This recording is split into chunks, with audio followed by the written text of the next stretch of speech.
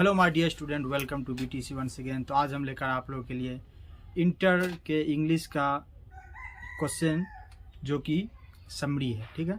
और ये summary exam में 5 नंबर का पूछा जाता है। तो देखते हैं क्या है।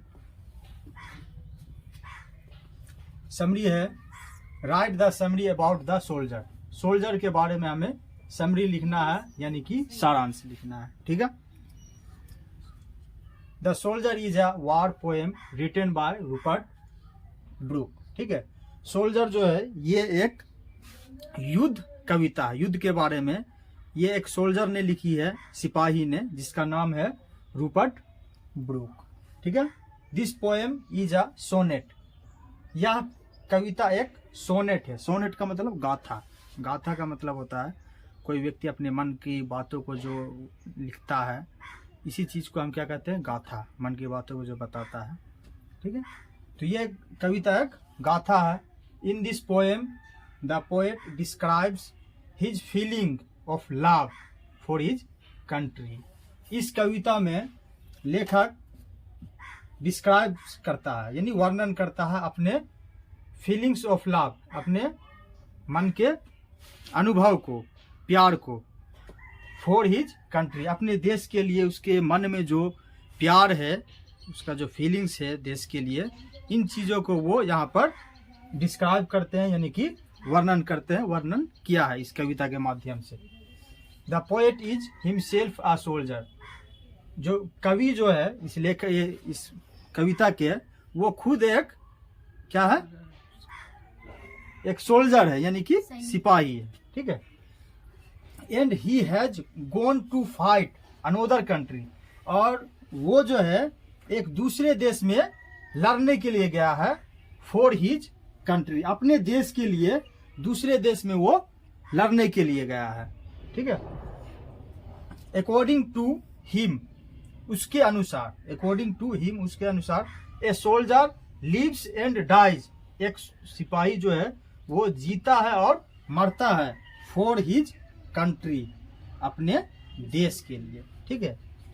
लेखक के अनुसार उनका कहना है कि जो सिपाही होता है, सोल्जर होता है, वो अपने देश के लिए जीता और मरता है। ही सेज दैट, वे कहते हैं कि if he dies in a foreign land fighting for his motherland, वे कहते हैं कि अगर वह मर जाता है किसी फॉरेन कंट्री में, फॉरेन लैंड का मतलब हुआ कि विदेश में, किसी दूसरे देश में, अगर वो अपने मदरलैंड के लिए, मातृभूमि के लिए लड़ते हुए, फाइटिंग मतलब लड़ते हुए अगर मर जाता है, he will be buried in that land, उसे उसी जगह में, उसी देश में उसे दफन किया जाएगा, गाड़ा जाएगा। दफन जो किया जाता है मरने के बाद, ठीक है। तो उसे उसी देश में गाड़ा जाएगा जिस देश में वो मरेगा, ठीक है। He want to the plot of land where his dead body will be buried. और वो जगह चाहता है, उस देश का वो प्लॉट चाहता है, जमीन का टुकड़ा चाहता है, जहां उसके डेड बॉडी को गाड़ा जाएगा।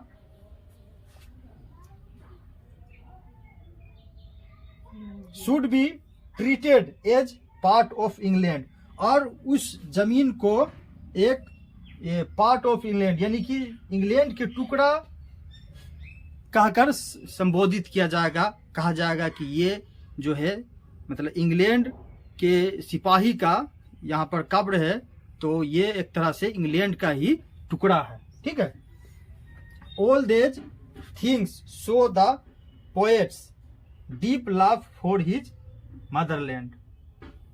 ये जितने भी चीज हैं यहाँ पर कवि ने जो कहा है, वे दिखाते हैं अपने दिल की गहराई से मदरलैंड के बारे में प्यार, यानी कि अपने मातृभूमि के बारे में वह अपने मन के गहरे प्यार को व्यक्त किया है।